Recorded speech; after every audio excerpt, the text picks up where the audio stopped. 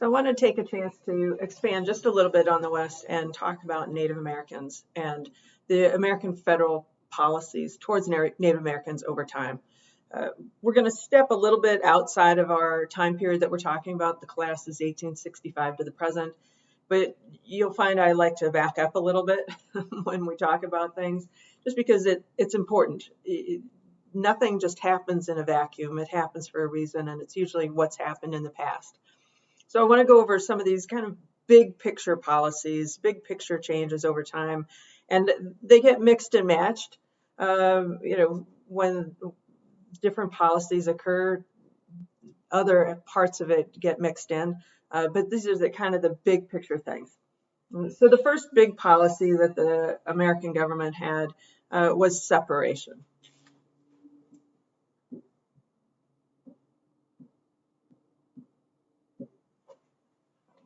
Now you can go as far back as George Washington and what he thought about Native Americans, and he really thought that we could civilize, right? That the United States could civilize Native Americans, make them more white, make them Christian, that kind of thing.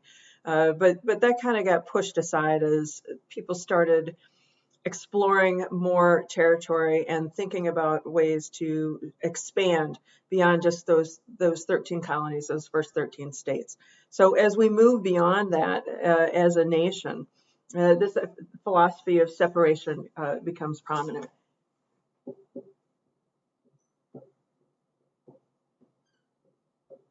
So we're really talking about the 1820s, 1830s.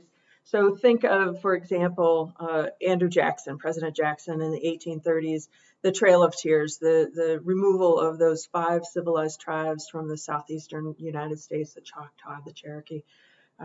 This idea of moving them into newly acquired territory from the Louisiana Purchase, getting them out of the way for white settlers. And there was obviously a lot of force there as well, mass murders and things in this region. You have conflict in states like Wisconsin and Minnesota as well with Native Americans in those areas too. So this isn't just in that southeastern part of the United States with those 5 civilized tribes, but that's one I think you might remember from your other classes. This idea of removing them, that Trail of Tears to the Oklahoma Territory and such. That's what you should think of when you think of that idea of separation, right? Separation. Okay. So a second big policy is going to be assimilation.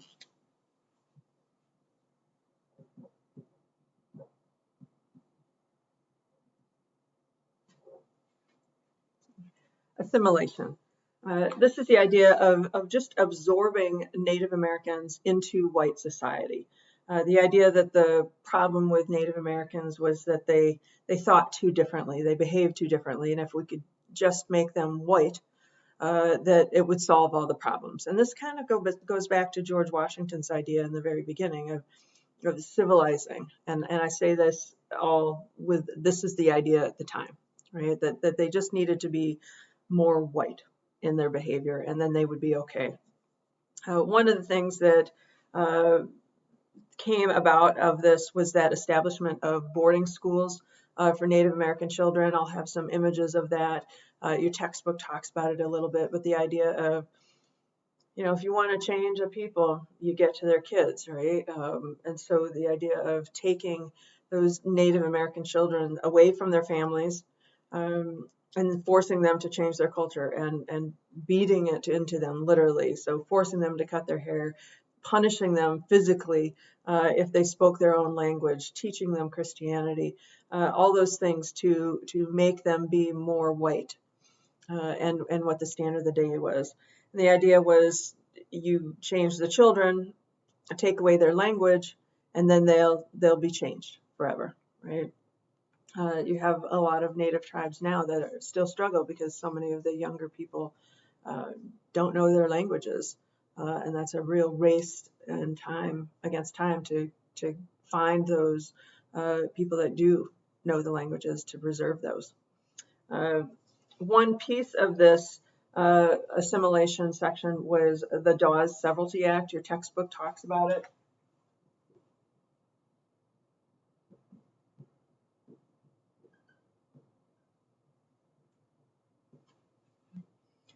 Dawes Severalty Act, 1887, just to give a date on it.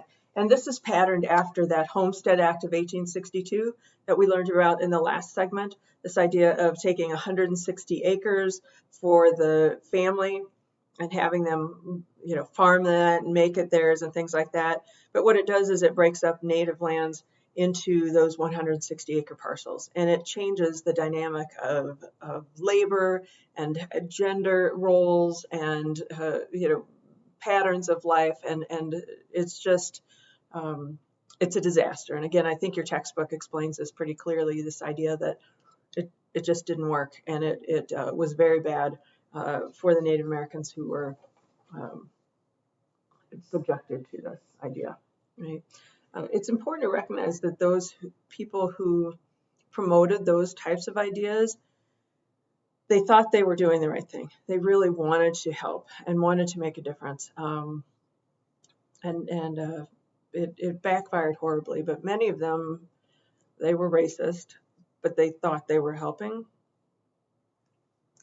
The third phase, and it's really the harshest phase, and something that's portrayed in that film that you watch, and your textbook talks about this too, but the third phase is quite simply elimination.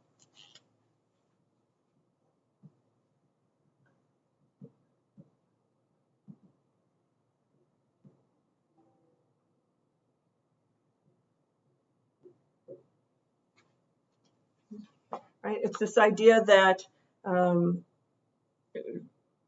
United States government couldn't, just shove them out of the way because kept taking more and more land and running into even the places where they had forced the natives to go. Couldn't assimilate them. There was too much resistance, and it took a lot of work and money. So the easiest way was just to eliminate them. This is what many Americans wanted at the time. They wanted the Indian problem, as they called it, to just go away.